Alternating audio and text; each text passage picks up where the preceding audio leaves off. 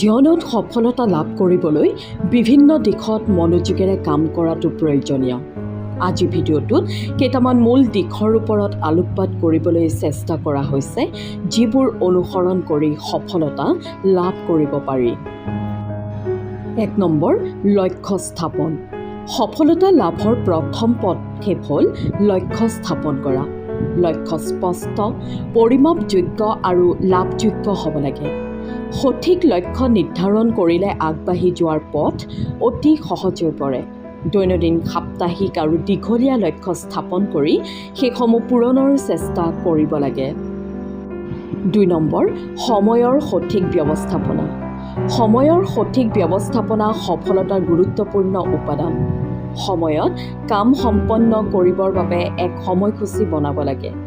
সময়ৰ অপচয় কমাই মূল কামসমূহত ধ্যান দিব লাগে। অগ্ৰাধিকাৰ ভিত্তিত কামসমূহৰ তালিকা প্ৰস্তুত কৰি সম্পন্ন কৰা উচিত। ৩ নম্বৰ, অধ্যৱসায় আৰু কঠোৰ পৰিশ্ৰম। অধ্যৱসায় আৰু কঠোৰ পৰিশ্ৰম সফলতাৰ মূলমন্ত্ৰ।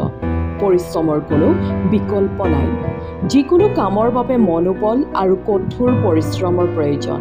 নিয়মিত অধ্যয়ন, অনুশীলন আৰু কামত স্থিৰতা ৰখা আৱশ্যক। ৪ নম্বৰ, শৈক্ষিক আৰু ব্যক্তিগত উন্নয়ন। নিজৰ শৈক্ষিক আৰু ব্যক্তিগত দিশৰ উন্নয়ন অব্যাহত ৰাখিব লাগে। নতুন নতুন জ্ঞান অৰ্জন, দক্ষতা বিকাশ আৰু অনুশীলন কৰাটো অতি গুৰুত্বপূৰ্ণ। শৈক্ষিক দিশত আগবঢ়া, যেনে নতুন পাঠ্যক্ৰম, অনলাইন কোৰ্চ আৰু প্ৰশিক্ষণৰ পৰা শিকিব পাৰি। ৫ নম্বৰ, আত্মবিশ্বাস আৰু ইতিবাচক মনোভাৱ। আত্মবিশ্বাস আৰু ইতিবাচক মনোভাৱৰ দ্বাৰা কঠিন পৰিস্থিতিৰ সন্মুখীন হ'ব পাৰি। নিজৰ ওপৰত বিশ্বাস ৰাখি আৰু কষ্টৰ সময়ত ইতিবাচক চিন্তা ধাৰণ কৰি আগবাঢ়িব লাগে।